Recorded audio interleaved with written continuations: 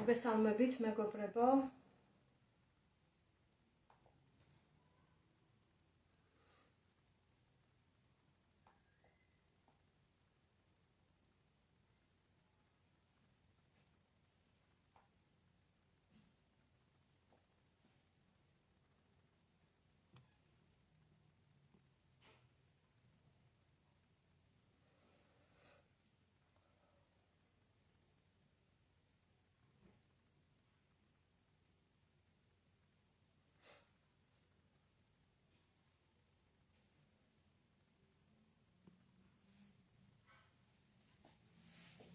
დღევანდელი ჩვენი ლაივის თემას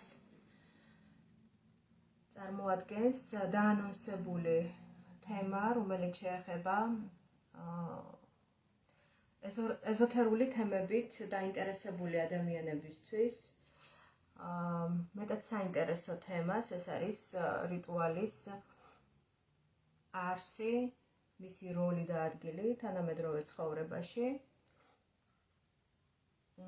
და ასევე არქეტიპები, შელოცვის ძალა და ზოგადად რას გვაძლევს რიტუალი, რა არის რიტუალი და რა ადგილი უჭირავს მას თანამედროვე ინფორმაციულ ერაში, ხო, ადამიანის ცხოვრებაში, რა ადგილი უჭირავს, რა როლს ასრულებს და რატომ მიმართავს ზოგადად ადამიანი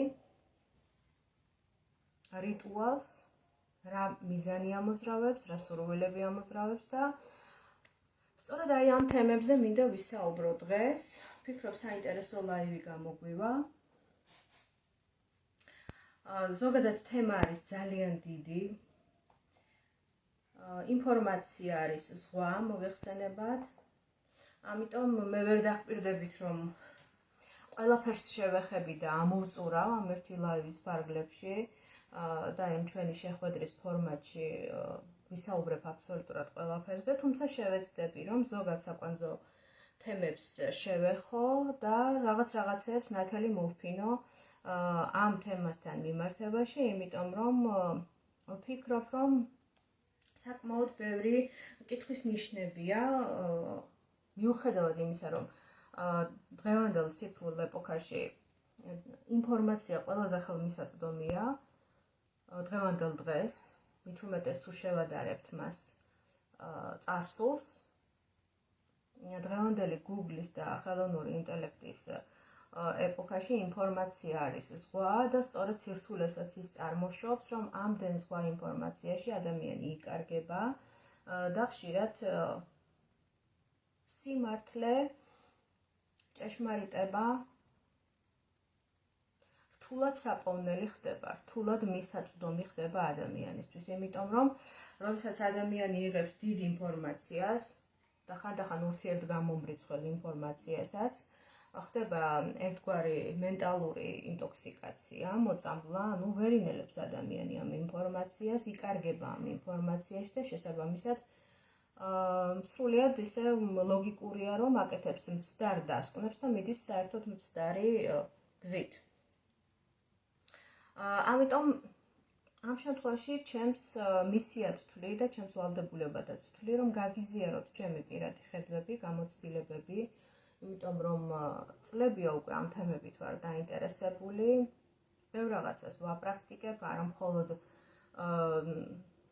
თეორიულ ცოდნას ვფლობ, არამედ ეს ყველაფერი მოდის პრაქტიკიდანაც, იმიტომ რომ მაგიის თეორიის სწავლა მაგიაში როგორც ასეთი, ხო? არის წყლის ნაყვა, იმიტომ რომ ადამიანმა თუ ის რაც ისწავლა არ დააპრაქტიკა და პრაქტიკულად არ გამოსცადა, თუნდაც ის შეცდომები არ დაუშვა, არ დააკვირდა, არ დააპრაქტიკა, არ იწნია ბევრი რამ საკუთარ ტყავზე, თუნდაც იმ შეცდომის შედეგები, ხომ ესე არ მოდის ცოდნა, მხოლოდ წიგნების კითხვით და მხოლოდ ესე გატკეპნილ გზაზე სიარული მაგიაში არაფერს არ ნიშნავს. მოკლედ ეს მინდოდა რომ მეთქვა. ზოგადად რა არის რიტუალი, ხო? რა არის მისი არსი? რა ადგილი უჭირავს მას თანამედროვე ადამიანის ცხოვრებაში და რა როლს ასრულებს? ჩვენ ადამიანები იმდენად მივეჩვიეთ ჩვენს ყოველდღიურობას, რომ ბევრ რაღაცას არ ვაკვირდებით და ჩვეულებრივ რუტინად მივიჩნევთ, წესად მივიჩნევთ, შაბლონად მივიჩნევთ და არ ვფიქრობთ იმაზე, რომ ამ ყველაფერს შესაძლებელია თავისი რიტუალური დატვირთვა ჰქონდეს, ხო? რიტუალი ეს არის სიმბოლური მოქმედება, რომელსაც ადამიანი ასრულებს გარკვეული წესების დაცვით. ხშირ შემთხვევაში შესაძლებელია ეს იყოს სულიერი, სოციალური ან კულტურული მნიშვნელობის მქონე მიზანი, ხო, მიზნის მისაღწევად. თუნდაც სულიერი მიზანი ავიღოთ, ხო, ლოცვა. ეს რიტუალია, ნათლობა, თუნდაც ზიარება. ეს არის ისეთი რიტუალი, რომელიც ადამიანის სულიერ მიზნებს ემსახურება, ხო? სულიერი ძალის მომატებას, სულიერ ზრდას, რწმენას, რწმენით თემებს. თუნდაც ქორწილის გადახდა, ან დაბადების დღის გადახდა, ეს უკვე საერო საზოგადოებრივ რიტუალს წარმოადგენს. რაც შეეხება ისეთ ელემენტარულ ქცევასაც კი, როგორც არის თუნდაც დილით განმარტოებულ ვითარებაში, სიჩუმეში, ფინჯანი ყავის დალევა, ხო? ან ამომავალი მზის ყურება. ან პირადი დღიურის წარმოება, ხო, პირადი დღიურის წერა. ესეც ერთგვარ რიტუალს წარმოადგენს. და რა აერთიანებს ამ ყველას, რაზეც მე უკვე ვისაუბრე, ეს არის განმეორებადობა, სიმბოლურობა, ჩვენ ამ ყველაფერს გარკვეულ სიმბოლურ დატვირთვას ვანიჭებთ. დროისა და სივრცის განსაკუთრებულად მომზადება, ორგანიზება და გარდაქმნა, ხო, შინაგანი ცვლილებების სტიმულირება. გარდა იმისა, რომ ეს პროცესები ჩვენ გარკვეულ შესაძლებელია სიამოვნებას გვანიჭებდეს, საჭიროებას გვგრძნობდეთ ამ ყველაფრისა, გარკვეულწილად ეს ქმედებები, ეს სიმბოლური რიტუალური ქმედებები გარკვეული ცვლილებების მასტიმულირებელიც არის ხომ ჩვენს ცხოვრებაში. რიტუალები აყალიბებს პიროვნულ და კოლექტიურ იდენტობას. მაგალითად, სულიერი რიტუალები აღრმავებს ადამიანის რწმენით კავშირს იმ ძალასთან, რისიც მას სწამს და რისიც სჯერა. ოჯახური რიტუალები აძლიერებს კავშირს ოჯახის წევრებს შორის. რიტუალებისთვის დამახასიათებელია ასევე ციკლურობა, განმეორებადობა. რიტუალები დაკავშირებულია ადამიანის ცხოვრების ციკლურ მომენტებთან, პროცესებთან, რაც თავის მხრივ ემოციურ, ფსიქოლოგიურ და თუნდაც ყოფით სირთულეებთან და ცხოვრებისეულ გარდატეხებთან არის დაკავშირებული. მაგალითად, დაბადება, გარდაცვალება, ოჯახის შექმნა, იგივე ქორწინება და ასე შემდეგ. ასეთ დროს რიტუალი ადამიანს ეხმარება ღირსეულად და გარკვეული სისტემურობით ბალანსირებულად შეხვდეს ამ სირთულეებს და გააგრძელოს ცხოვრება ჩვეულ რიტმში.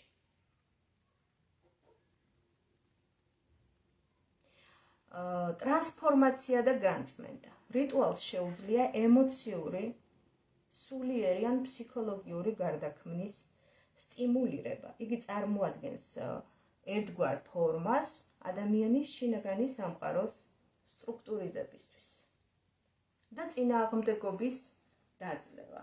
რიტუალები გვეხმარება სტრესის შესამსუბუქებლად, შემსუბუქებაში და მძიმე ემოციური ფონის განეიდრალებაში.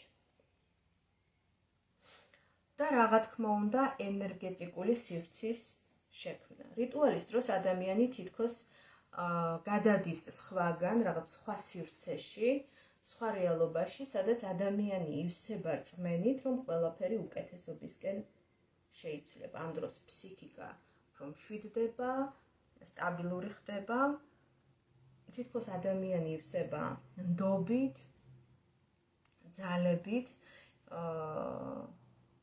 თვითრწმენის მდგომარეობას იძენს, მაგრამ ეს არ უნდა აგვერიოს ეს მდგომარეობა პლაცებოს ეფექტში, როდესაც რაღაცა უფრო თვითმოტყუებასთან გვაქვს საქმე, ვიდრე ვთქვათ რეალურ რწმენასთან, ხო? მაგრამ ეს არის ის ჩვეული ყოფითი პირადი ან საზოგადოებრივი რიტუალები,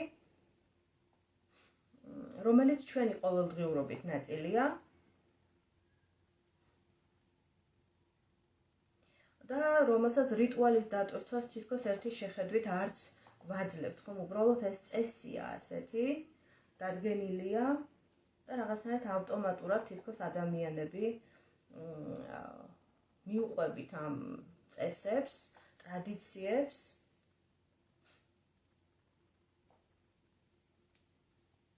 და არც ვაძლევთ ამ ყველაფერს რიტუალის დატვირთვას. ეხლა მინდა გადავიდე ყველაზე, ასე ვთქვათ, მნიშვნელოვან და ალბათ ყველასთვის უფრო საინტერესო თემაზე, ეს არის მაგიური რიტუალი. რა არის მაგიური რიტუალი? ამ შემთხვევაში მაგიურ რიტუალს, მიუხედავად იმისა, რომ დღევანდელ ინტერნეტ სივრცეში გადაჭედილია დღევანდელი ასე ვთქვათ, ვირტუალური სამყარო, ნაირ-ნაირი რიტუალებით, მანიფესტაციებით, ტექნიკებით, პრაქტიკებით. და ეს რაღაც მხრივ ცუდი არ არის, უბრალოდ აი ეს სიმრავლე, გამა, მრავალფეროვანი, აი ამ ძალიან დიდი, ხო? აი ამ ტექნიკებისა თუ რიტუალებისა უბრალოდ ძალიან დამაბნეველია და ადამიანი მართლაც რომ შეიძლება დაიკარგოს ამ ყველაფერში. ეს ცუდი არ არის ერთის მხრივ, იმიტომ რომ კარგია, როდესაც ამდენი ინფორმაცია არსებობს, მაგრამ მეორეს მხრივ რაღაცნაირად სტრუქტურა და სისტემატიურობა იქარგება, ხო?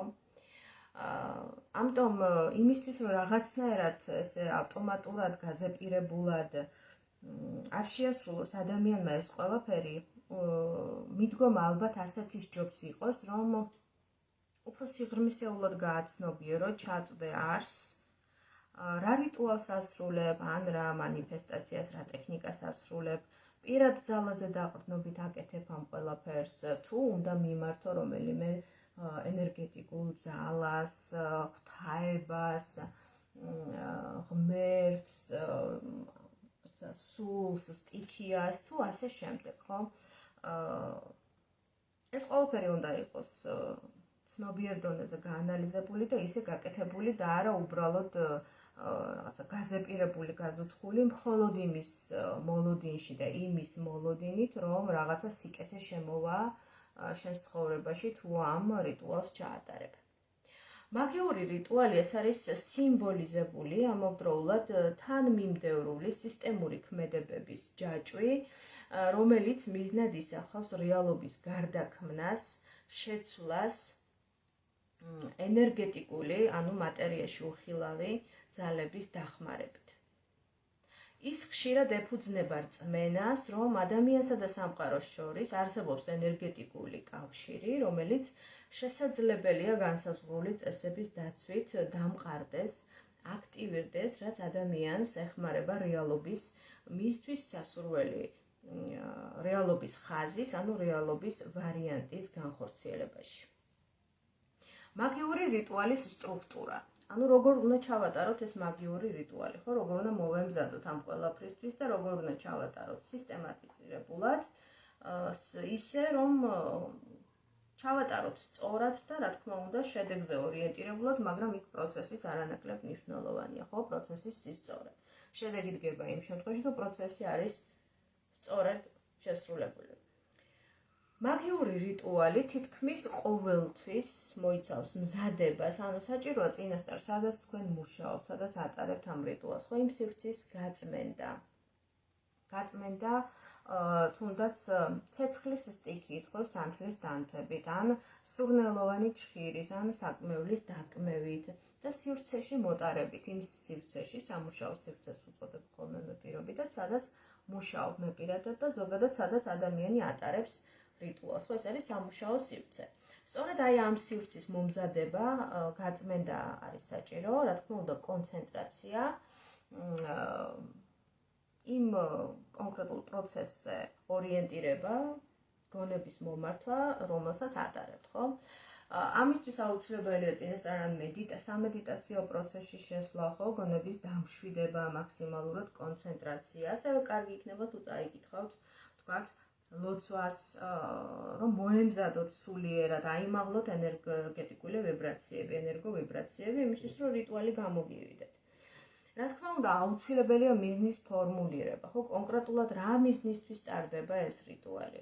ეს არის კონკრეტული, ვთქვათ, ენერგეტიკული წმენდა იქნება ეს, ვთქვათ, ენერგოველის გასუფთავება, თქვენი კონკრეტული ან თუ მთლიანად სახლის, ასევე მნიშვნელოვანია დაცვის რიტუალს თუ ატარებთ, ამაზე უნდა მოხდეს კონცენტრაცია, ან თუ კონკრეტული ენერგიების მოზიდვასთან დაკავშირებით ატარებთ ამ რიტუალს, კონკრეტული სიკეთის მოზიდვასთან, ეს შეიძლება იყოს პირადი ურთიერთობების თემა, შეიძლება იყოს ფინანსები და ასე შემდეგ.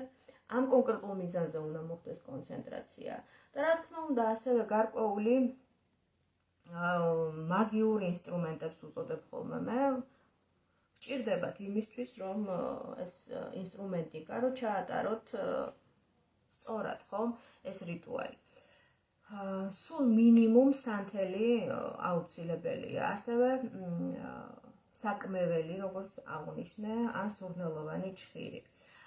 ასევე არანაკლებ მნიშვნელოვანია მინერალური ქვები. მინერალური ქვები, რომლებიც მე მაქვს წარმოდგენილი მცირე რაოდენობით, ყველაფერს ამ მცირე ალტარზე, რა თქმა უნდა, ვერ დავაწყობ და ვერ გამოვაჩენ. აი ეს მაგიური ქვები, ანუ მინერალური ქვები, აი რიტუალების ჩატარების პროცესში ძალიან კარგია, ძალიან კარგად მუშაობენ, მაგრამ თქვენ მაშინ უნდა ერკვეოდეთ მინეროლოგიაში, იმიტომ რომ ყველა მინერალს ერთნაირი დატვირთვა არ აქვს, ერთნაირი თვისებები მათ არ აქვთ, ყველას აქვს თავისი უნიკალური თვისებები და შესაბამისად რა მიზნითაც ტარდება ეს რიტუალი, იმ მიზანთან შესაბამისობაში უნდა იყოს ამ მინერალის თვისებები, ხო? მაგალითად, ციტრინის ქვა მაქვს აგერაკ წარმოდგენილი, ციტრინი ძალიან კარგია, მზის ქვას უწოდებენ, მეორენარად მისი ფერიდან გამომდინარე, ციტრინი ძალიან კარგია, მაგალითად, ფინანსური რესურსების მოზიდვის მიზნით თუ ატარებთ რიტუალს, იქ ციტრინი ძალიან დაგეხმარებათ, ხო? ზუსტად მისი თვისობრიობა ეპასუხება რიტუალის მიზანს. ლაზურიტი ძალიან კარგი და დადებითი მინერალია და თან ძალიან ლამაზი, არ ვიცი რამდენად ჩანს. გონებრივ პროცესებს ააქტიურებს, ხედვას ააქტიურებს, ხო, ამ შემთხვევაში ჩემთან მიმართებაში, ჩემს საქმიანობასთან მიმართებაში ეს ძალიან კარგი ქვა, იმიტომ რომ ძალიან დადებითად მუშაობს შემოქმედებით გონებრივ პროცესებთან მიმართებაში, ხედვას და ინტუიციას ძალიან კარგად ხსნის და ამიტომ მაქვს ეს მინერალი, საჭირო მინერალია ჩემთვის. თუ ეს თქვენს მიერ განსაზღვრული რიტუალები დაკავშირებულია ამ თემებთან, მაშინ ლაზურიტი ამ საქმეში ნამდვილად რომ დაგეხმარებათ. და ასევე სხვადასხვა მინერალები, ხომ? ყველას ახლა სათითაოდ ვერ ჩამოვთვლი. ყველა მინერალს აქვს თავისი უნიკალური თვისებები და ეს თქვენ უნდა შეუსაბამოთ თქვენს კონკრეტულ მიზანს და თქვენს კონკრეტულ რიტუალისტიკას, ხო, რიტუალს. ასევე გამოიყენება ეთერზეთები საკმაოდ აქტიურად, ისინი აქტიურებენ ენერგიებს, თვალით უხილავ ენერგიებს, ენერგოველს მოხტავენ შესაბამისი თვისებებით, რაც ადამიანს ეხმარება, რომ მოიზიდოს და გაარეალიზოს მატერიაში, გადმოიტანოს ის რეალობა, რომელიც მას სურს. რა თქმა უნდა, ასევე ზოგადად ნებისმიერი ინსტრუმენტი, რაც არ უნდა იყოს, ეს მინერალური ქვა იქნება, სანთელი იქნება, საკმეველი იქნება თუ ასე შემდეგ. ყველაფერი უნდა იყოს მაქსიმალურად ნატურალური მასალის, იმიტომ რომ მხოლოდ ნატურალურ ბუნებრივ მასალას აქვს ენერგოგამტარი ფუნქცია, ენერგოგამტარობის უნარი და აქედან გამომდინარე ხელოვნური ნივთები, ხელოვნური სუვენირები, რომლებიც მრავლად არის ბაზარზე და იყიდება, მათი ასე ვთქვათ გამოყენება რიტუალის პროცესში, ან მათი გამოყენება თუნდაც თილისმად არ არის მიზანშეწონილი, იმიტომ რომ მათ არანაირი ბუნებრივი თვისება არ გააჩნიათ, ისინი ხელოვნური, სინთეზურია, ანუ ხელოვნურია, შესაბამისად მათ ენერგიის გამტარობის უნარი არ გააჩნიათ, ისინი ვერც თქვენი სიტყვის ძალის ენერგიას გაატარებენ, ვერც კონკრეტული ენერგიების მოზიდვაში ვერ დაგეხმარებიან, იმიტომ რომ ისინი თვითონ არ არიან ენერგიის გამტარები. ამიტომ ჩემი რჩევა იქნება, რომ რიტუალის ჩატარების პროცესში მაქსიმალურად ეცადოთ, რომ გამოიყენოთ არა ხელოვნური, არამედ ბუნებრივი მასალები. იქნება ეს მინერალური ქვები, იქნება ეს ცვილი, ნატურალური, საუკეთესოა, სცენარეები, ეთერზეთები და ასე შემდეგ. რა თქმა უნდა, როდესაც იწყებთ რიტუალს, იწყებთ კონკრეტული შელოცვით, კონკრეტულ ძალას უხმობთ. მაშინ თქვენ უნდა იცოდეთ, რომ წინასწარ რომ ეს ძალა თქვენს მიმართ არის კეთილგანწყობილი და რომ ის მოგისმენთ, მიგიღებთ, არაფერს არ დაგიშავებთ და პირიქით დაგეხმარებათ.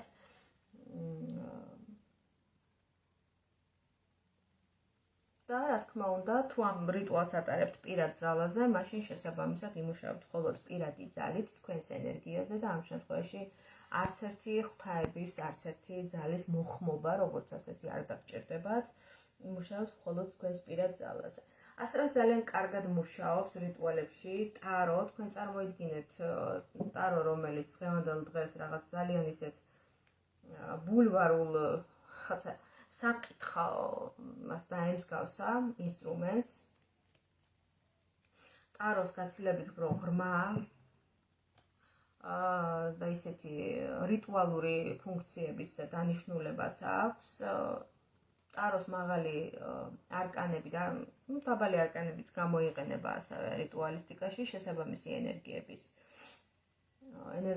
არხების გასახსნელად, შესაბამის ძალებთან კავშირის დასამყარებლად.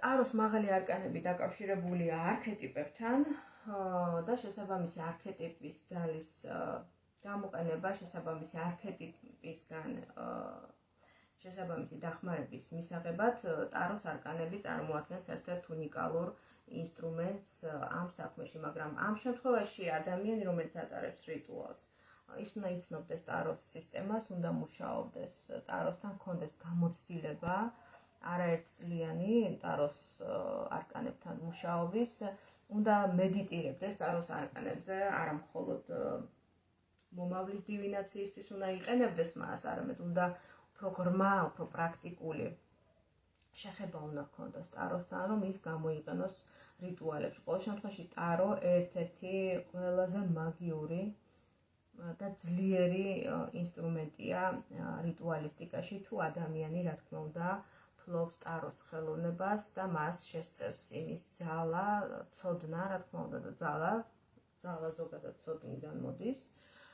იმის ცოდნა, რომ გამოიყენოს ეს ინსტრუმენტი რიტუალურ სამუშაოებში. რა თქმა უნდა, ნებისმიერი რიტუალი, კიდაც ეს იყოს თქვა პირად ძალაზე, ან კიდაც ეს იყოს რომელიმე სხვა ძალის გამოხმობის და ძალის დასწრებით, თანდასწრებით ხდებოდეს რიტუალის ჩატარება, აუცილებელია, როდესაც თქვენ დაასრულებთ რიტუალურ სამუშაოს, წაიკითხავთ შელოცვას, დაანთებთ სანთელს, ან რამე ფორმულას გამოსახავთ ფურცელზე, ან ფოტოზე და ჩაატარებთ მოკლედ მთელი ამბებით ამ რიტუალს, აუცილებელია, რომ თქვენი სამუშაო სივრცე როგორც გახსენით, ასე ვთქვათ, თავიდან გახსნა გააკეთეთ. დააკმიეთ საკმეველი, იმედიტირეთ, მოემზადეთ, სანთელი დაანთეთ, თქვენი სამუშაო ალტარზე გამოფინეთ ეს ყველაფერი, იქ მინერალური ქვები, იქ სანთელი, იქ ფოტო, იქ შეიძლება ტაროს არკანებიც, თუ ფლობთ ამ ყველაფერს, წაიკითხეთ შელოცვა, ასე შემდეგ და ასე შემდეგ და ხომ უნდა დაასრულოთ ეს რიტუალი. ეს დასრულება უბრალოდ ესე დასრულება არ არის, რომ ახლა всё მე ყველაფერი უკვე ვთქვი, გავაკეთე, აკრიბოთ ყველაფერი, უცებ და დაასრულოთ ეს ყველაფერი, ხომ?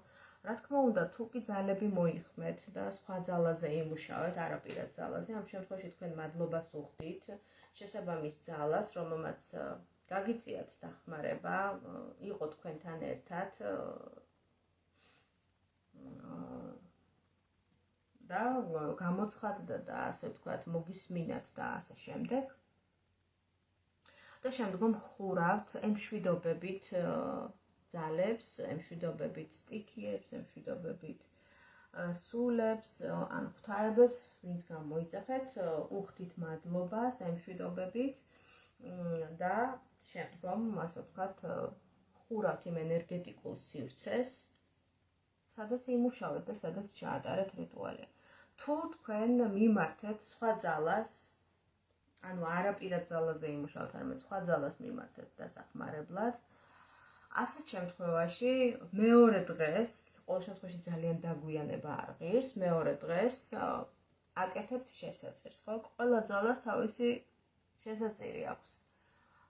ნუ თუ თქვენ ნეკროძალებთან მუშაობთ, ანუ მიცვალებულთა სულებთან თუ იმუშავეთ, ან თქვა წინაპართა სულს მოუხმეთ, ვინმეს, ან ბებიის სულს, ან ბაბუის სულს სთხოვეთ დახმარება, ასეთ შემთხვევაში ისიც გეცოდინებათ, რომ უნდა ახვიდეთ საფლავზე, გააკეთოთ საკურთხი, გასცეთ შესაწირი მათი სულების ან სულის მოსახსენიებლად, იმისთვის რომ მოგისმინეს, იმისთვის რომ შეწუხდნენ, იმისთვის რომ თქვენთან გამოვიდნენ კონტაქტზე, რა თქმა უნდა, რომ თქვენი მადლიერებაც გამოხატოთ და არ გააბრაზოთ ეს ძალები, ხო? როგორც აღვნიშნეთ, თუ ნეკროძალებთან იმუშავეთ, ანუ მიცვალებულთან იმუშავეთ, ეს მიცვალებულია, თუ რომელიმე ღვთაებასთან იმუშავეთ, ეს ღვთაების ენერგეტიკა, თუ რომელიმე სულთან იმუშავეთ, ეს სულის ენერგეტიკა, იმ სულის, რომელიც გამოიძახეთ. თუ თქვენ პირად ძალაზე იმუშავეთ, ბუნებრივი ამ დროს არანაირი შესაწირი არ არის საჭირო, მაგრამ ენერგეტიკულ ველს, სადაც თქვენ მუშაობთ, მაინც ხურავთ, არ ტოვებთ ღიას, იმიტომ რომ როდესაც ადამიანი მუშაობს, რიტუალურ სამუშაოს ატარებს, ის სულიერ ძალებთან, სულიერ ენერგეტიკულ ველთან მაინც გადის კონტაქტზე, შესაბამისად ენერგეტიკული არხი იხსნება, პორტალი იხსნება, თუ შეიძლება ასე ითქვას და ამიტომ ეს პორტალი რომ არ დარჩეს ღია და დაიხუროს, აუცილებელია რომ დაემშვიდობოთ შესაბამის მას, თვითონ ენერგეტიკულ ველს, სადაც თქვენ ჩაატარეთ ეს სამუშაო. არ აქვს მნიშვნელობა, რა თქმა უნდა, რიტუალის მიზნობრიობას, ნებისმიერ შემთხვევაში რიტუალის მიზანი ყველასთან მიმართებაში არის ინდივიდუალური, ხო? ასევე პარალელი რო გავავლოთ თანამედროვე ადამიანის ცხოვრებაში რიტუალის ზოგადად მაგიური ხატსახეების არსებობასა და ძველ წარმართულ ეპოქას შორის, ხო? თუ ადრეულ საუკუნეებში ადამიანი რო გავცდეთ რიტუალის თემატიკას და ზოგადი მიმოხილვა გავაკეთო, თუ ადრეულ საუკუნეებში ადამიანი თაყვანს სცემდა ღმერთებსა და ქალღმერთებს, ბუნების ძალებს, ციურ სხეულებს, სტიქიებს და რა თქმა უნდა ისინი მის გონებაში ძლევამოსილ ძალებად აღიქმებოდნენ, ადამიანისგან ძალიან შორს, ადამიანი თავს ამ ძალებთან მიმართებაში გრძნობდა უფრო სუსტად და ვერ ხვდებოდა მექანიზმებს, ხომ, ამ ძალების მოქმედებისა, როდის განრისხდებოდნენ ეს ძალები და როდის დაატეხდნენ თავზე რისხვას არ იცოდა, ამიტომ იყო შიშით ახსილი, მოწიწებით ახსილი და ეთაყვანებოდა მათ, ხო, რაღაცა მონურ თაყვანისცემას ჰქონდა მისი მხრიდან ადგილი აი ამ ძალებისადმი, მაგრამ თანამედროვე რეალობაში, ნუ რა თქმა უნდა, ადამიანი განვითარდა და ადამიანის ხედვა და აღქმა ამ კონკრეტულ თემასთან, ანუ ამ ძალებთან მიმართებაში შეიცვალა. დღევანდელ დღეს ჩვენ გვაქვს ცოდნა იმის შესახებ, რომ თავად ადამიანშია ეს ყველაფერი, ანუ თუნდაც ის სტიქიები. ხო ვიცით, რომ დედამიწაზე არის 4 სტიქია, ხო, ცეცხლის სტიქია, ჰაერის სტიქია, წყლის სტიქია და მიწის სტიქია. და ჩვენ რიტუალს როცა ვატარებთ, ვცდილობთ რომ ეს ენერგიები გავააქტიუროთ, ხომ? ცეცხლის სტიქია გვაქვს სანთელის სახით, ჰაერის სტიქია გვაქვს საკმევლის სახით, წყლის სტიქია შეგვიძლია ვთქვათ გამოვიყენოთ თვითონ წყალი, შეგვიძლია გამოვიყენოთ ღვინო რიტუალის ჩატარების პროცესში. ხოლო მიწის სტიქია, ეს შეგვიძლია იყოს თუნდაც თვითონ მიწა, ან ვთქვათ მარილი, ეს მინერალური ქვებიც მიწის სტიქიას მიეკუთვნებიან და ისინიც აქტიურად გვაქვს ხოლმე, ხო? რიტუალის ჩატარების პროცესში ვიყენებთ მათ. მაგრამ თვითონ ადამიანი, აი ამ ყველა 4 სტიქიის ერთობლიობა, ეს 4-ვე სტიქია ადამიანის ენერგეტიკულ სხეულში, ადამიანის ფიზიკურ და ენერგეტიკულ სხეულშია. და ის თვითონ ადამიანი თვითონ არქეტიპულად, სწორედ რომ არქეტიპულად დაკავშირებულია იმ უმაღლეს კოსმიურ ძალებთან, რომელსაც ჩვენ ვეძახით სტიქიებს, ვეძახით ღმერთებს, ქალღმერთებს, ну შემდგომ არქეტიპებს რომ გადავალ, იქაც ვისაუბრებ ამაზე. შესაბამისად, თანდათანობით ჩვენ მივდივართ იმ აზრამდე, ანუ ადამიანის განღმრთობის იდეის საფუძვლიანობამდე, ხო? ჩემშია ღმერთი. შესაბამისად, ჩემშია ყველა ის ძალა, ყველა ის რესურსი, ყველა ის უნარი, რაც მეხმარება რომ შევქმნა ის რეალობა, როგორიც მსურს. ეს გამომდინარეობს ადამიანის ნებელობიდან, ნებიდან, ხო? ამიტომ ის მონური თაყვანისცემა, ის შიში, ის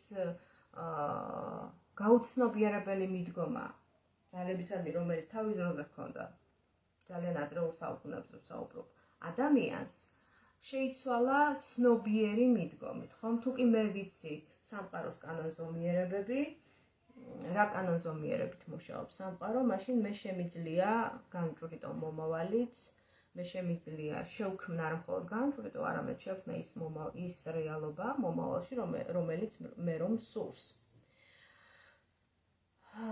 ძალიან შორს რომ არ წავიდე და რომ ძალიან რომ არ გავცდე რიტუალის ცნებას, დაუბრუნდები ისევ რიტუალის თემას და ვიტყვი რომ დასავლური ოკულტიზმის ერთ-ერთ თვალსაჩინო ნახევრად მითიური ფიგურა ჰერმეს ტრისმეგისტუსი ამბობდა, რომ ნებისმიერი არსების გამოძახებისთვის მოგვები 3 მეთოდს მიმართავდნენ. პირველი ვულგარული მეთოდია და ესაა ვედრება.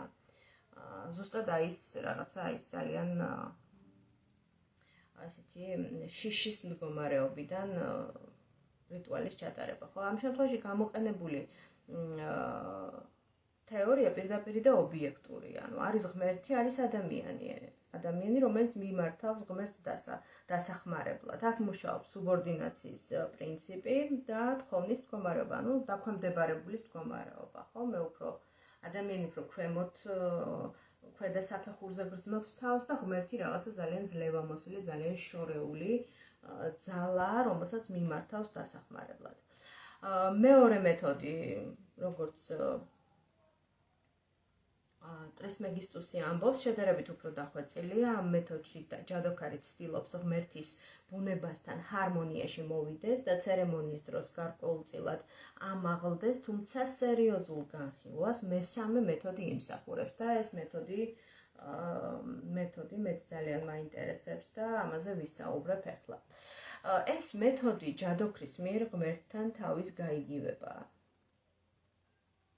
გაითვალისწინეთ, რომ ამის სრულყოფილად განხორციელებისთვის პრაქტიკოსმა სამადჰის უნდა მიაღწიოს. რა არის ეს სამადჰი? სამადჰი არის სუფთა ცნობიერების მდგომარეობის მიღწევა, როცა პრაქტიკოსი, ანუ ადამიანი, რომელიც ატარებს რიტუალს, თავისუფალია ვნებების, შიშების და ილუზიებისგან. ეს მდგომარეობა არც თუ ისე მარტივი მისაღწევია, ალბათ მიმივხვდით.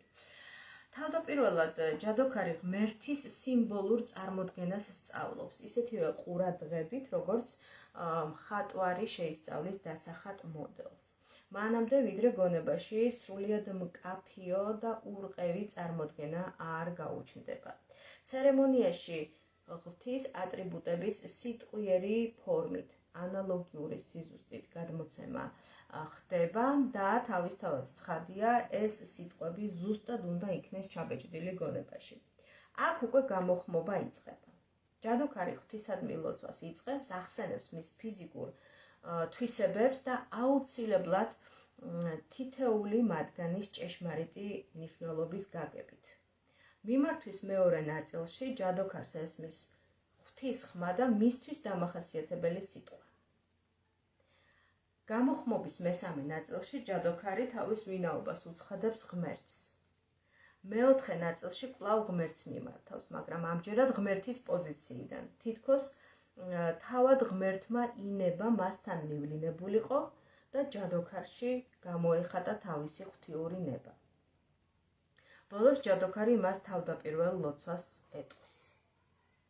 ჯადოქარმა უნდა წარმოიდგინოს, რომ თან გარედან ესმის ეს ხმა და თან მას თავის თავში. ეს საკმაოდ რთული მისაღწევია, ხო, მიმივხვდით. შიგნით ექოდ აირეკლავს. ანუ თან გარედან ესმის ეს ხმა და თან თავის თავში. თითქოს შიგნით ექოდ აირეკლავს. ამ აზრმა ისე უნდა აღამაღლოს იგი, რომ დასასრულს შეძლოს იმ ამაღლებული სიტყვების წარმოთქმა, რომელიც მესამე ნაწილს ხსნის. აჰა, ჩემშია იგი და მასში ვარ მე. ამ მომენტიდან იგი თავის მოკვდავ არსებასთან ცნობიერ კავშირს კარგავს და ჯადოქარი თავად არის ის გონებრივი სურათხატი, რომელიც დაინახა. მაგრამ რიტუალის ამ დონეზე ჩატარება ურთულესია და მოითხოვს პრაქტიკოსის მხრიდან უდიდეს მომზადებას და მისი ცნობიერების სისუფთავის ძალიან მაღალ ხარისხს.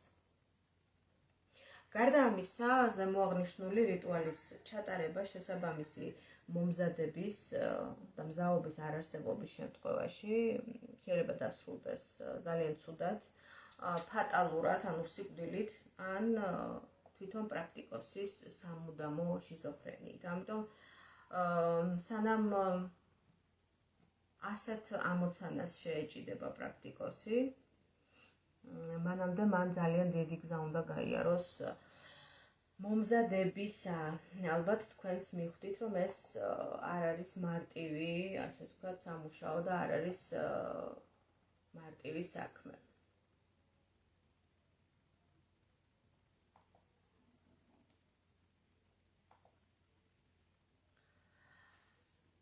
როდესაც პრაქტიკოსი არა მხოლოდ პირად ძალაზე ატარებს რიტუალს, არამედ ითხოვს ენერგეტიკული ძალების დახმარებასაც, ასეთ შემთხვევაში განასხვავებენ ორგვარი ტიპის რიტუალებს. ანუ ორგვარ მიდგომას უпростоრად. ეს არის პირველი ინვოკაცია, ანუ მოწვევა. ინვოკაცია ნიშნავს არსების ან ენერგიის მოწვევას შიგნით საკუთარ სივრცეში ან ცნობიერებაში. მისი მიზანია შეერთება, შთაგონება ან გაერთიანება იმ ენერგიასთან, რომელსაც იძახებს პრაქტიკოსი და რა ძალების მიმართ შეიძლება ამ მეთოდის გამოყენება. ხო, ეს არის ესენი არიან ღმერთები, ასევე ანგელოზები, ან თუნდაც არქეტიპები. და როგორ მუშაობს ის? პრაქტიკაში, ანუ პრაქტიკოსი იწვევს არსებას, ისე რომ ხდება მისი არხი, ან იდენტიფიცირდება მასთან დროებით. შესაბამისად, შიგნიდან მოდის შთაგონება, აზრი, ენერგია, ხმა ან მოქმედება. მაგალითად, როდესაც ადამიანი მედიტაციის ან რიტუალის ჩატარების დროს იძახებს ანგელოს, რათა მასთან დროებით გაერთიანდეს, უშვებს მას თავის არსში და შემდგომ იღებს მისგან ხელმძღვანელობას, რაღაცა მითითებას, ინფორმაციას, ცოდნას და ასე შემდეგ. ეს არის ინვოკაცია. მეორე მეთოდია, რომელსაც ეწოდება ევოკაცია, გამოძახება. ევოკაცია ნიშნავს არსების ან ენერგიის გამოძახებას, ანუ მის გამოჩენას, გამოძახების შემდგომ, რა თქმა უნდა, მის გამოჩენას გარე სივრცეში, პრაქტიკოსთან ახლოს, მაგრამ არა მასში, არა მის არსში. და მის მიმართ გამოიყენება ეს მეთოდი, ხო? სულების მიმართ, ასევე დემონური ძალების მიმართ, გოეთიის დემონების გამოძახების პროცესში, გოეთიაში გვაქვს, ხო, ესეთი მეთოდი, როდესაც პრაქტიკოსი მაგი დგას დამცავ წრეში. აქვს შესაბამისი ბეჭედი გამოსახული, რომელიც იცავს მას ამ კონკრეტული ძალის აგრესიისგან. თქვენ იცით, რომ გოეთიაში ეს დემონური არსებები გამოირჩევიან საკმაოდ აგრესიული ენერგიით, აგრესიული ხასიათით და შესაბამისად მათთან მუშაობაც მოითხოვს გარკვეულ სიფრთხილეს და ეს სიფრთხილის ზომები, ერთ-ერთი ზომა წარმოადგენს სწორედ აი ამ მაგიური ბეჭდის, თითეული დემონი დაბეჭდილია შესაბამისი ბეჭდით. ყოველ შემთხვევაში ჩვენ ეს ცოდნა გვაქვს გოეთიაში, ესე ვიცით.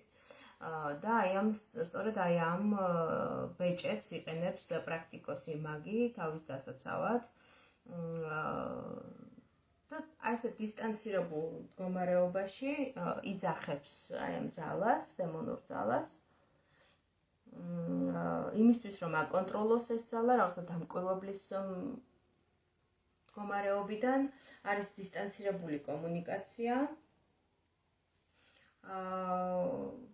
და აი ეს სწორედ ასეთი სახით ხდება რიტუალის ჩატარება და რა თქმა უნდა, როცა სწორად მიდის პროცესები და სწორად ატარებს რიტუალს პრაქტიკოსი, ის იღებს კონკრეტული ძალისგან, თუნდაც ამ დემონური არსებისგან გარკვეულ ცოდნას, გარკვეულ ძალას, უნარებს და ასე შემდეგ. და განსხვავებები რა არის მათ შორის, ხომ? ინვოკაციასა და ევოკაციას შორის. მთავარი ასპექტები ჩამოვთვალოთ, ხომ? პირველი შემთხვევაში მიმართულება თვითონ ამ რიტუალის არის შიგნით, არსში გაერთიანება, ამ ძალასთან იდენტიფიცირება, ან მის საკუთარ არსში შემოშვება, ხოლო ევოკაციის შემთხვევაში ხდება დისტანცირებული კომუნიკაცია.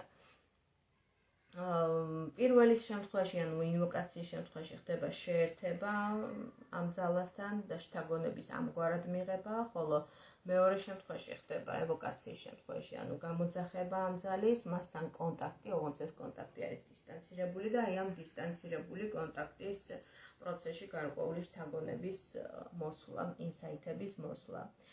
ინვოკაციის შემთხვევაში ხდება ღმერთების ანგელოზების მოწვევა მედიტაციით მაგალითად, ხოლო ევოკაციის შემთხვევაში შეიძლება გამოეცხადოს პრაქტიკოსს სული ან დემონური არსება, დაინახოს მაგალითად სარკეში, ან პირდაპირ წარსდგეს მის წინაშე, მაგრამ ამ დროს პრაქტიკოსი თქვათ იმყოფება იმ დამცავ წრეში და კონტაქტობს, ასე თქვათ, ამ ძალასთან დისტანცირებულად.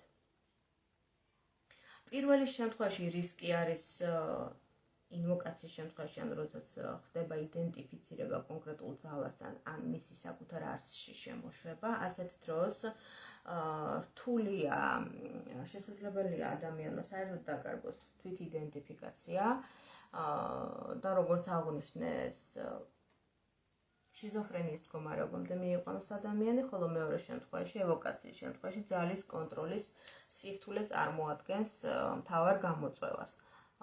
იმიტომ რომ, როგორც აღნიშნე, ეს ძალები, დემონური არსებები, განსაკუთრებული აგრესიით გამოირჩევიან, შესაბამისად, რაღაცა პატარა შეცდომის დაშვების შემთხვევაშიც უკვე პრაქტიკოს გაუჭირდება ამ ძალასთან გამკლავება და მისი ძალის კონტროლი, მისი აგრესიის კონტროლი.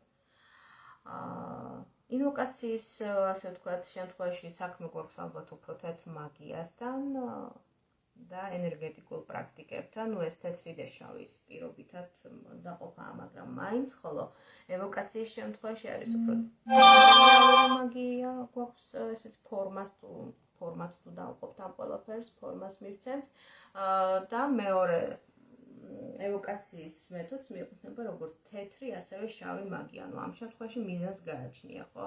მიზანი შეიძლება იყოს თუნდაც რაღაცა კონკრეტული ენერგიის მოზიდვა, ან ვიღაცის დასჯა, მაგალითად, მტრის დასჯა, ხო? ამ შემთხვევაში უკვე შავ ძალასთან გვექნება საქმე. Ну, წახან ვახსენი არქეტიპები და განმარტოთ რა არის არქეტიპი.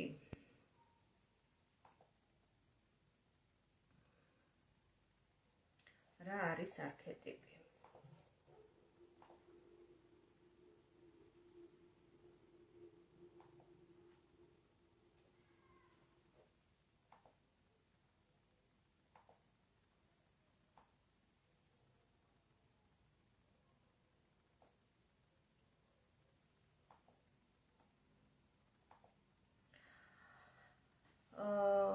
არქეტიპი ეს არის უნივერსალური კოლექტიურ ქვეცნობიერში ჩაბეჭდილი სიმბოლური მოდელი, რომელიც ასახავს ადამიანური გამოცდილების, ქცევის და აზროვნების ძირითად შაბლონებს. ეს ტერმინი შემოიტანა კარლ გუსტავ იუნგმა კოლექტიური ქვეცნობიერის თეორიაში. მისი აზრით, არქეტიპები არის პირველსაწყისი ფორმები, რომლებიც ყველა კულტურაში გვხვდება, ხო? ყველა კულტურის მითებში, ზღაპრებში, რელიგიურ ტექსტებში. მაგალითად, გმირის არქეტიპი, ხო? რა თვისებების ერთობლიობას ნაკრებს წარმოადგენს გმირის არქეტიპი. არის სიმამაცე, გამბედაობა, სირთულეების გადალახვა, ან დედის თქვათ არქეტიპი, ხო, ზრუნვა, რა არის ზრუნვა, დაცვა, სიცოცხლის წყაროს წარმოადგენს, ხო, ის ჩვენს თვალში. ასევე ჩრდილი, ხომ, ადამიანის რა არის ჩრდილი, ჩრდილის არქეტიპი, ეს არის ადამიანის ბნელი მხარე, მისი დაუმუშავებელი სურვილები. არქეტიპები მოქმედებენ როგორც ენერგეტიკული და ფსიქოლოგიური ნიმუშები, რომლებიც გავლენას ახდენენ ჩვენს არჩევანზე, ურთიერთობებზე, შიშებსა და მიზნებზე. ხშირად ისე, რომ ჩვენ ამას სრულად ვერ ვაცნობიერებთ. შესაბამისად, რიტუალით პრაქტიკი უკავშირდება მისთვის სასურველ, მასში არსებულ არქეტიპს და იღებს მისგან ძალებს, რჩევებს, ინფორმაციას და ასე შემდეგ.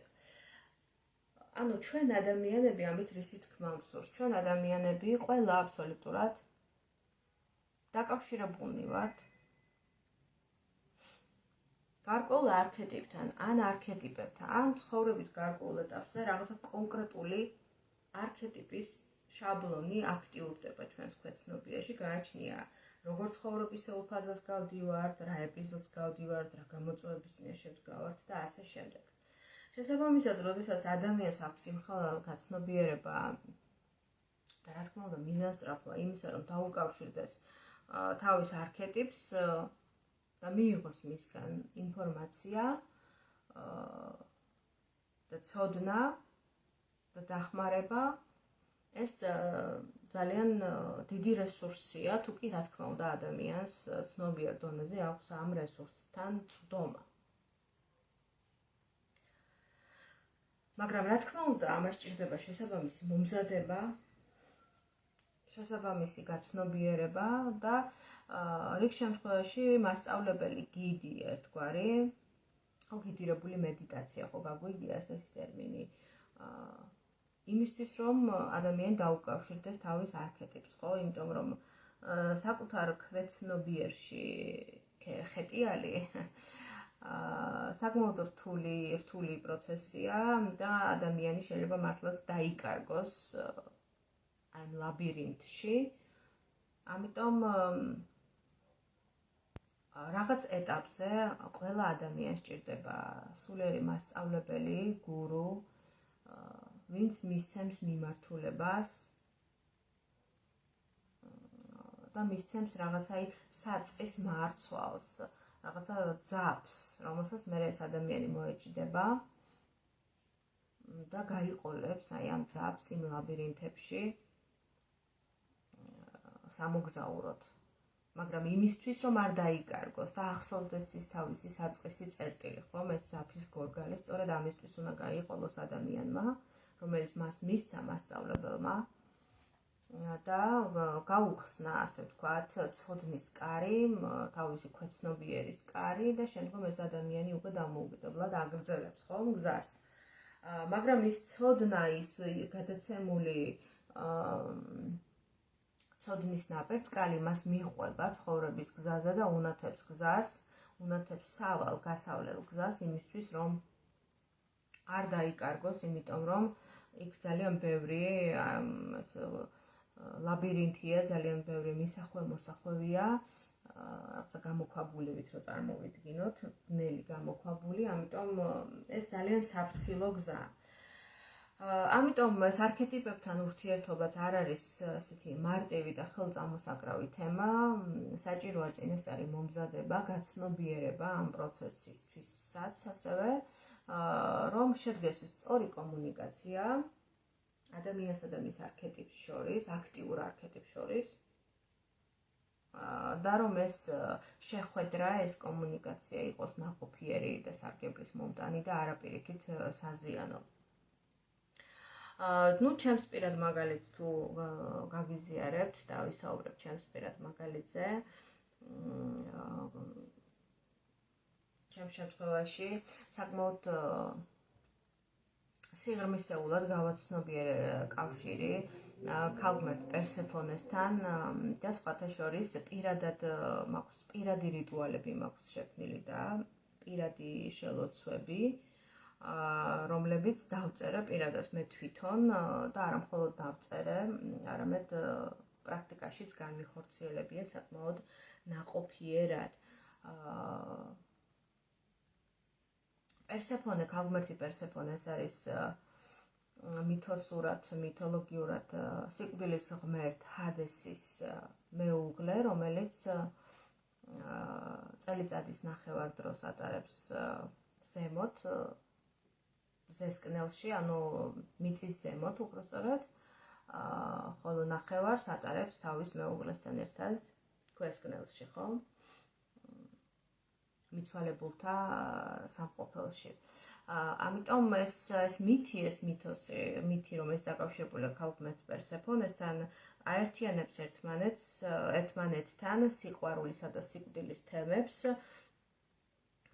ამიტომ პირადად მე როდესაც ჩამიტარებია რიტუალური სამუშაოები, უფრო სასიყვარულო არხის წმენდის მიზნით, ან თუნდაც კონკრეტული სასიყვარულო ენერგიების მოზიდვის მიზნით, ხშირად მიმართავს ქალღმერთ პერსეფონესთვის და მას ჩემი მიმართვა, ჩემი თხოვნა, ჩემი შელოცვა შეუსმენია და შეუსრულებია. ამიტომ მე ვფიქრობ, რომ შესაბამისი მიდგომის, შესაბამისი გაცნობიერების პირველ რიგში, შემდგომ მუშაობის, საკუთარ თავზე მუშაობის და პროცესების სწორად გააზრებულად მიყოლის შემთხვევაში ეს ყველაფერი მართლაც რომ შესაძლებელია. ასევე განსაკუთრებულად ახლოს სულიერი ნათესაური კავშირი, ნუ სულიერ დონეზე გულისხმობ, რა თქმა უნდა, მაქვს მთვარის ქალღმერთებთან და ქალღმერთ სკანდინავიური პანთეონიდან ქალღმერთ ფრეიასთან. ასე რომ ყველა პრაქტიკმა, ყველა იმ ადამიანმა, რომელიც ოკულტური საქმიანობით არის დაკავებული და თავის მიზნად და მისიად აქვს გამოცხადებული ეს საქმე, რა თქმა უნდა, პირველ რიგში უნდა იმუშაოს საკუთარ თავზე და აღმოაჩინოს ის მიმართულებები, ის უნარები, რაც აქვს მას და რაშიც უფრო კომფორტულად და უფრო შედეგიანად და ნაყოფიერად იმუშავებს, იმიტომ რომ მაგია ეს არის ინფორმაციის ოკეანე, ამიტომ ყველაფრის მცოდნე ვერ იქნება ადამიანი, უნდა იყო რაღაცა ერთი შენი მიმართულება, თავისი ახლოს მდგომი, ასე ვთქვათ, პარალელური მიმართულებებით, რომელიც არის შენი, რომელიც გამოგდის, იმიტომ რომ ყველაფერს ვერ მიედმოედები, ხო? ყველაფერში კი ვერ იქნები უხეშად რო ვთქვა, ხო? ყველაფერში კი ადამიანი სინამდვილეში არაფერში კი, ანუ არაფრის მცოდნე არ არის. ამიტომ მე თვითონაც ვერ იდები ესეთ ადამიანებს, რომლებიც ყველაფრის მცოდნას იჩემებენ, ყველაფრის მცოდნეობას და მე თვითონაც შორს ვარ ასეთი მიდგომისგან, რომ ყველაფერი ვიცი და ყველაფერში მაგარი ვარ, ხო? არის რაღაცა კონკრეტული მიმართულებები, რომლებიც ჩემია, რომელიც გამომდის და სიამოვნებას მანიჭებს ამ ყველაფრის კეთება. და არ ვიჩემებ რაღაცა სხვა მიმართულებების, ასე ვთქვათ, მიმდევრობას, ან თუნდაც ცოდნას, იმისა, რაც რეალურად არ ვიცი და რისგანაც შორს ვარ. ну ტრადიციულად ვინ უნდა ჩაატაროს რიტუალი? ну დღეს ყველას მიუწვდება ხელი ამ ყველაფერზე, ყველაფერი ვითომ ვიცით, მაგრამ მაინც ტრადიციული მიდგომებით თუ ვიმსჯელებთ, ვინ ატარებს რიტუალს. რიტუალს ატარებს პრაქტიკოსი, მაგი, რომელსაც აქვს შესაბამისი ფლობს შესაბამის ცოდნას, ხომ ის ტარო, ასტროლოგია, ეს არის საწყისი, ასე ვთქვათ, საფუძველი ცოდნისა. რა თქმა უნდა, ადამიანი, რომელიც ერკვევა რიტუალისტიკაში, გნებავთ ჯადოქარი უწოდეთ, გნებავთ მაგი, გნებავთ შამანი, ყოველ შემთხვევაში ადამიანი, რომელიც კარგად ერკვევა ენერგიებში, ბუნების ძალებში, რომელსაც შეუძლია ენერგიების ხედვა და არა მხოლოდ ხედვა, არამედ მისი მართვა. რა თქმა უნდა, ადამიანი უნდა იყოს ინიცირებული, მაგიეს ინიცირებულთა გზად ითვლება, ანუ იმ ადამიანის გზად ითვლება, რომელიც ფლობს ცოდნას, არა მხოლოდ ფლობს, არამედ არის მოწოდებული იმისკენ, რომ ეს ცოდნა გაავრცელოს, მიუხედავად 1000 გვარი სირთულისა ამ ცოდნის გადაცემის გზაზე. რა თქმა უნდა, არის სინდისიერი ადამიანი და რა თქმა უნდა, არის პასუხისმგებლიანი ადამიანი. და რა თქმა უნდა, თვითონვე სჯერა და თვითონ სწამს იმის, რასაც აკეთებს. დღეს ძალიან ბევრი ესეთი ადამიანი, რომელიც ვითომ ამ ცოდნას ავრცელებს, ვითომ აკეთებს რაღაც სასწაულებრივ რიტუალებს, მაგრამ იგრძნობა, რომ გულისიღრმეში ამ ადამიანს შეიძლება თვითონაც არ სჯერა იმის, რასაც საუბრობს და რასაც ვითომ აკეთებს. ყოველ შემთხვევაში მე ვგრძნობ ხოლმე ამას. არ ვიცი, თქვენ რამდენად გრძნობთ, მაგრამ მე მიგრძნია, რომ ადამიანი ძალიან თავდაჯერებულად გამოიყურება ერთი შეხედვით ვიდეოში, ძალიან ბევრს საუბრობს, ძალიან ისეთი ვითომ ძალიან მაგარი ტიპია, მაგრამ სინამდვილეში იგრძნობა, რომ თვითონაც შეიძლება თვლად ბოლომდე არ სჯეროდეს იმის, რაზეც საუბრობს. ну, ძალიან რომ არ ასე ვთქვათ,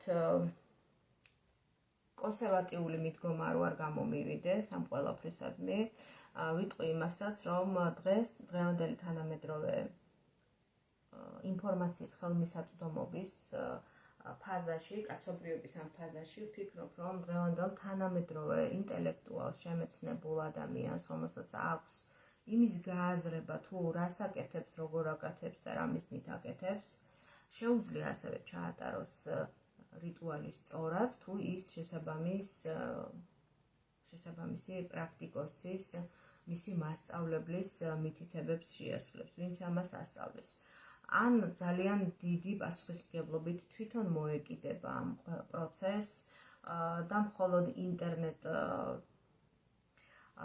YouTube ვიდეოებით ხურებით და TikTok-ზე გავრცელებული ვიდეოების ხურებით არ შემოიფარგლება და მინიმუმ წაიკითხავს წიგნს, სადაც არის ეს ოფიციალურად გამოცემული ეს რიტუალები, აღწერილი და შესაბამისად დარედაქტირებული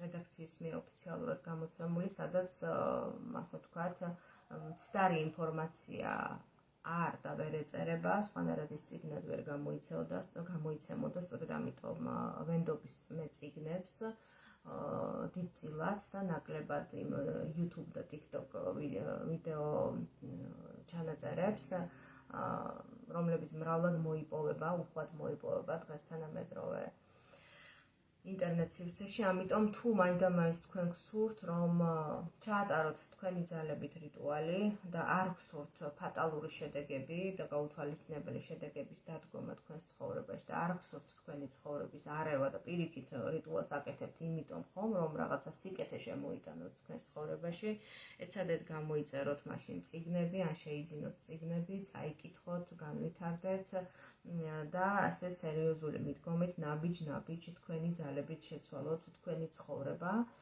ან მაშინ უნდა ყავდეთ მასწავლებელი, ისეთი მცოდნე ადამიანი, რომელიც დაგითმობთ დროს და გასწავლით რიტუალის ჩატარებას, ხომ რიტუალების ჩატარებას. ყოველ შემთხვევაში ეს არ არის სახუმარო თემა, ეს არის საკმაოდ სერიოზული და რთული თემა.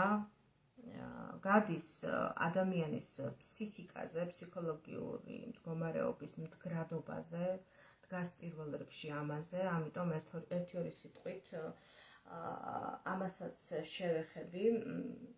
ანუ ადამიანი, რომელსაც ვთქვათ, აწუხებს ფსიქოლოგიური პრობლემები, აშლილობები,